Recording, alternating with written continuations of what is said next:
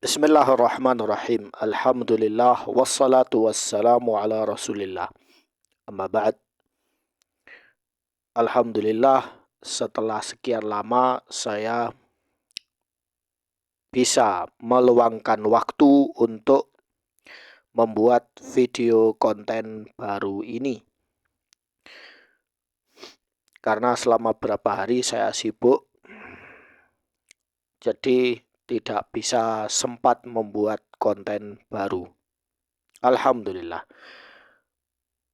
Ada beberapa komentar dari para netizen, YouTuber yang berkomentar di video-video saya sebelumnya. Namun tidak sempat saya membahas komentar-komentar yang mereka sampaikan. Ya, ada yang marah ke saya, ada yang tidak setuju dengan saya. Tapi itu mereka bebas berpendapat ya. Di video kali ini saya ingin menjelaskan kepada kalian bukti bahwa ada beberapa kesalahan dari para sahabat atau para tabi'in ya, yang efeknya masih kita rasakan sampai sekarang. Karena para sahabat dan tabi'in itu tidak maksum, ya, tidak terjaga dari kesalahan. Mereka punya ijtihad yang benar. Ada dari mereka yang ijtihadnya salah. Kalau salah maka tidak kita ikuti. Kita ikuti ijma' para sahabat yang memang jelas ya. Tapi kesalahan para sahabat itu yang melakukannya itu masih sedikit, tidak banyak. Hanya saja orang yang melakukan kesalahan ini itu dianggap suci atau dianggap paling istimewa. Nah, di sini muncul masalah baru ya. Antara keutamaan nasab dengan keutamaan Islam ya. Kita ini mulia dengan Islam, bukan mulia dengan nasab ya. Sekali lagi, kita mulia dengan Islam, bukan dengan nasab. Namun kaedah ini dirubah ya. Kaedah ini dirubah, mereka merubah dari keutamaan Islam menjadi keutamaan nasab. Sehingga ketika itu terjadi, akhirnya yang terjadi apa? Fitnah sana sini. Ya. Lalu apa yang saya maksud ada dari sahabat dan tabi'in yang bersalah dan efeknya sampai ke sekarang? Ini bukan saya yang bicara, tetapi saya menukil perkataan ini dari kitab ini, Muhadharat Tarikhul Umam Al-Islamiyah. Ini berisi tentang kajian sejarah umat Islam. Yang di sini bagian Ad-Daulah Al-Umayyah, karya Syekh Muhammad Al-Khudhari Bek. Ditahqiq oleh Syekh Muhammad Al-Uthmani, cetakan Beirut, Lebanon, Darul Qalam. Di sini beliau menjelaskan, ini membahas tentang politik ya. Jadi para sahabat itu berpolitik, termasuk juga tabi'in. Di sini beliau membahas, berkata apa? Wa 'alal jumlah fa innal Husain akhta'a khata'an 'aziman fi khurujihi hadha alladhi jarra 'ala al-ummah wa bala al-firqah wal ikhtilaf wa za'za' imad al-Fatihah ya ila yaumina hadha. Di sini beliau berkata, jadi secara menyeluruh berjumlah, sesungguhnya Husain bin Ali bin Abi Thalib radhiyallahu anhu ya, beliau cucu Nabi. Beberapa ulama memasukkan Husain ke dalam tabi'in, bukan sahabat ya. Akhta'a khata'an, Jadi beliau melakukan kesalahan itu fatal aziman fi khuruji, dalam keluarnya, yang huwaladzi, ya, yang mengakibatkan umat ini terseret, ya, jarrah wabala al-firqah, dan menyebabkan perpecahan dan perselisihan al-ikhtilaf, dan mengguncang, ya, mengguncang za'za' imad ul-fatihah, jadi tiang saling keterikatan mereka, ya, ila yaumina hadza, sampai hari ini. Apa kesalahan Husain? Kesalahan Husain adalah beliau radhiyallahu anhu wa rahimahullah, yaitu khuruj terhadap khalifah syar'i, yaitu Khalifah Yazid bin Muawiyah. Harusnya beliau tidak keluar dari Khalifah Yazid. Kenapa? Karena Khalifah Yazid itu sudah disepakati oleh para sahabat. Baiatnya sudah disepakati oleh para tabi'in, sebagian besar membaiat. Ya. Hanya 2 orang yang tidak membaiat, yaitu Husain dan Abdullah bin Zubair. Alasannya apa? Alasannya jelas. Mereka ingin mendapatkan bagian jatah kekhalifahan. Itu satu-satunya jawaban. Apakah mereka ini tidak wajar? Kalau menurut saya itu wajar, ya. Karena kepemimpinan politik itu masalah dunia, ya, masalah dunia. Ya, misalnya ini menang pemilu, loh harusnya saya menang karena saya lebih pintar dari dia, ya, atau saya ini keturunan ningrat atau apa, ya itu wajar, ya. Sedangkan para sahabat ini orang sudah dibaiat, sudah melalui kesepakatan dan wasiat dari Muawiyah, maka harus diikuti, ya. Kalau ada yang tidak setuju, berarti apa? Berarti dia ingin memimpin, ya. Dia ingin memimpin menjadi khalifah. Kalau ada orang yang bilang misalnya ke saya, loh Husain tidak salah, Husain itu benar. Ya, Husain itu khuruj terhadap Yazid itu benar, dan Husain itu maksum, tahir, suci, tidak mungkin beliau bersalah. Ya. Baik, Anda berkata seperti ini, dasar Anda apa? Ya, dasar Anda apa? Apa ada dalil yang membolehkan khuruj terhadap khalifah yang sudah dibaiat? Pertama, mana dalilnya bolehnya khuruj terhadap khalifah yang sudah disepakati baiatnya? Mana dalilnya? Itu dalil yang pertama. Kedua, Husain radhiyallahu anhu, beliau tidak membaiat. Ya, bolehkah para sahabat yang lain sudah baiat, kemudian yang sahabat itu tidak mau membaiat? Bolehkah itu? Ya. Ya, itu apa ada dalil bolehnya tidak membaiat? Itu yang kedua. Ya, ini pertanyaan kedua. Pertanyaan pertama, bolehkah khuruj? Ya. Kedua, bolehkah tidak membaiat? Kemudian ketiga, bolehkah mengajak orang-orang atau mengikuti orang-orang yang mau khuruj, ya. Mau khuruj, ya, dari seorang khalifah, ya, mengumpulkan komplotan, grup, lalu siap untuk dibaiat. Kemudian mendirikan wilayah sendiri, referendum sendiri, gitu, iklim sendiri, ya. Yang akhirnya menyebabkan pembantaian skala besar. Bolehkah itu? Ya, secara hukum syariat Islam dan juga secara hukum politik secara umum di dunia ini, ya, standar politik. Jadi atas dasar apa? Apa alasannya? Nah, Husain radhiyallahu anhu tidak punya alasan kecuali dia ingin memimpin, ingin menjadi khalifah. Kenapa? Saya punya konten video itu, nanti kalian cek, yaitu kekayaan Ali bin Abi Thalib Hasan dan Husain. Ali bin Abi Thalib radhiyallahu anhu itu orang yang kaya, ya. Jadi beliau punya kebun kurma di Tabuk, di Yanbu, ya maaf ya, bukan Tabuk, Yanbu. Itu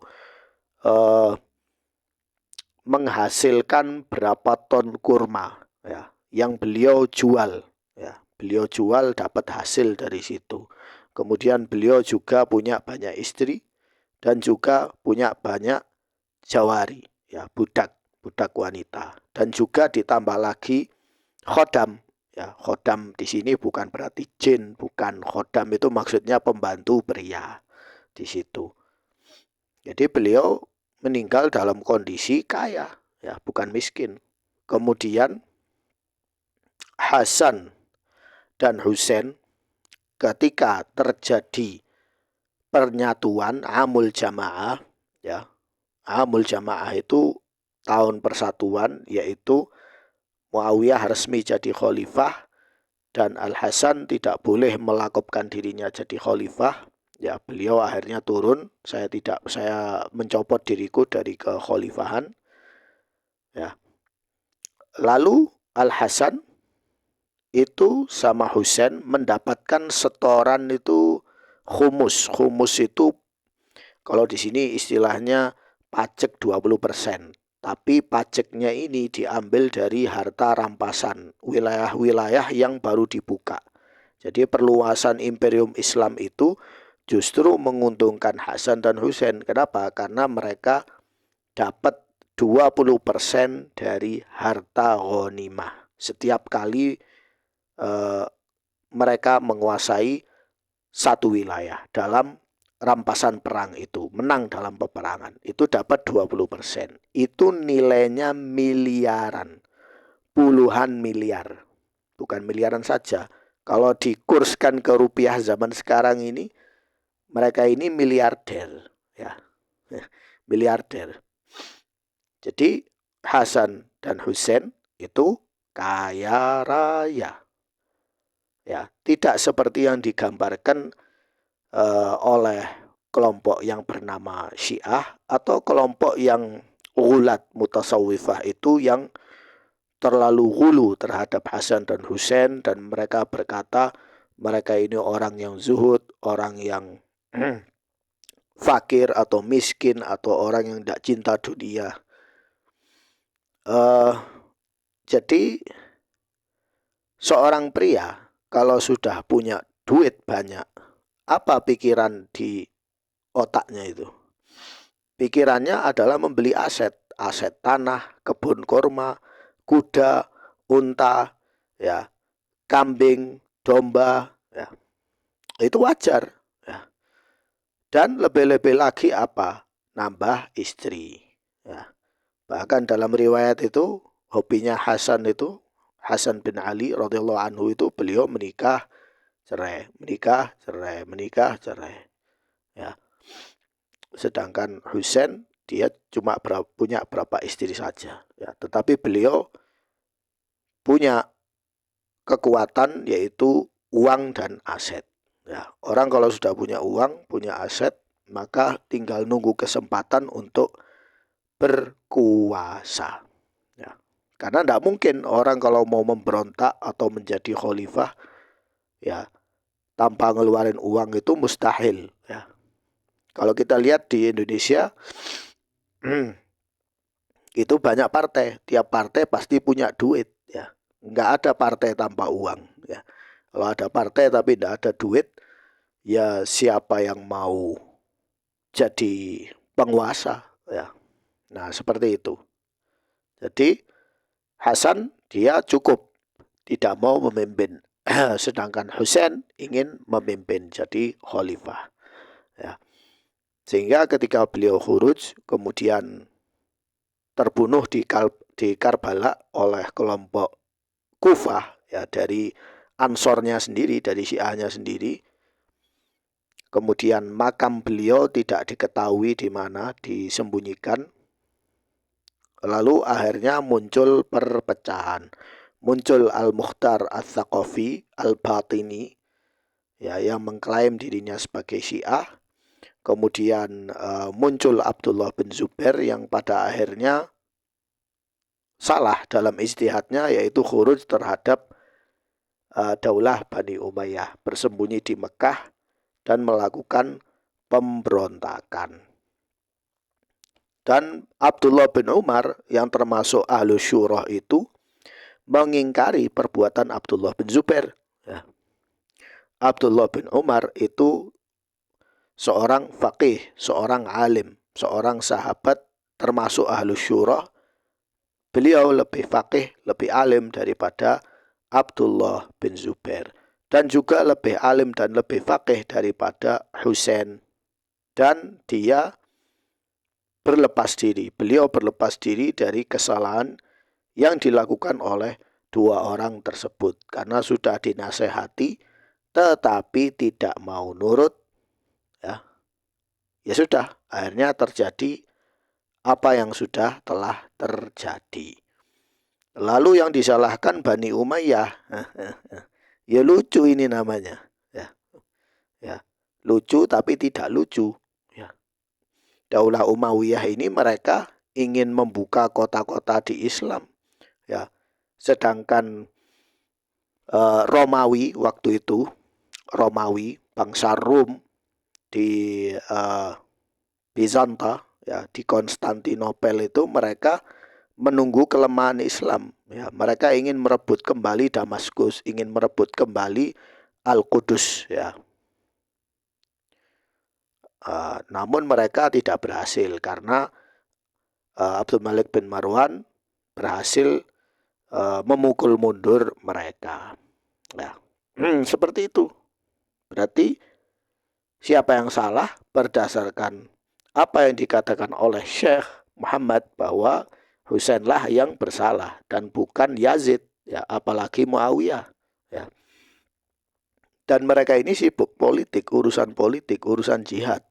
Ya, mereka tidak sibuk pamer nasab, ya. Itulah mengapa dalam sejarah kita yang tertulis itu atau yang didakwahkan oleh para ustadz, para masyayikh itu banyak kesalahan dan kengawuran, ya.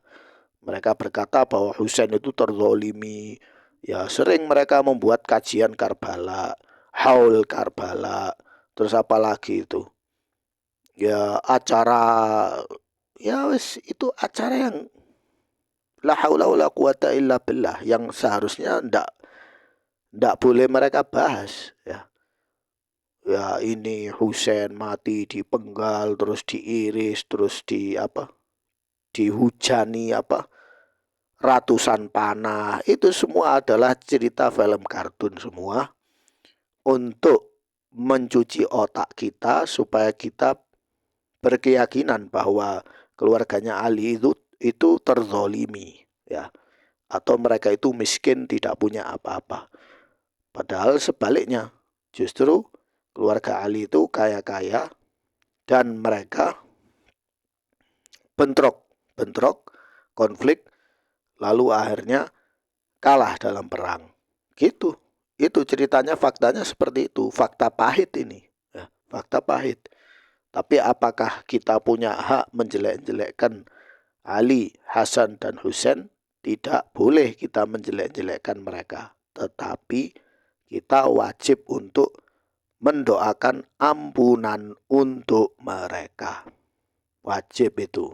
Ghafarallahu lahuma, radhiyallahu anhuma, rahimahumullah. Seperti itu.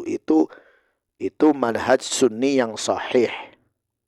Bukan menganggap mereka ini maksum, ya, seperti Nabi, ya.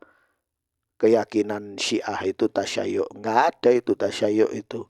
Yang ada adalah mengikuti sunnah Nabi, tasannun, ya. Jadi tujuan utama atau tugas utama yang harus kita lakukan adalah membersihkan otaknya Sunni dari pemikiran tasyayyu', kesyiahan semacam ini. Menganggap bahwa Husain yang benar, Yazid yang salah, dan Husain punya hak atau halal untuk melakukan pemberontakan. Padahal sebaliknya, ya. Yang salah justru Husain dan para sahabat yang banyak itu yang benar, ya. Adapun soal itu, kesalahan beliau, maka itu urusan beliau di hadapan Allah Subhanahu wa Ta'ala. Namun kesalahan ini mengakibatkan masalah sampai sekarang terus berlanjut. Kita harus men-stop ini semua, harus kita stop supaya tidak lanjut ya menjadi konflik ya. Karena kelompok ini mereka melanjutkan kesedihan ya, niyaha dengan menangis, dengan menjambak rambut, kemudian menyobek-nyobek baju. Nah, padahal itu niyaha tidak boleh, haram ya. Melanjutkan cerita kesedihan kematian orang itu kan haram, tidak boleh ya. Kalau cerita hanya untuk pelajaran supaya tidak mengulangi kesalahan tidak masalah, tetapi kalau sampai niyaha menangis itu membentuk masalah mental. Yang mental ini akhirnya berubah jadi di luar kendali manusia. Itu ya. Jadi masa lalu adalah sebagai pelajaran, bukan sebagai bahan untuk menyebarkan ajaran sesat yang akhirnya menyesatkan banyak orang dan melawan syariat Rasul Shallallahu Alaihi Wasallam. Sekian dari saya, semoga bermanfaat.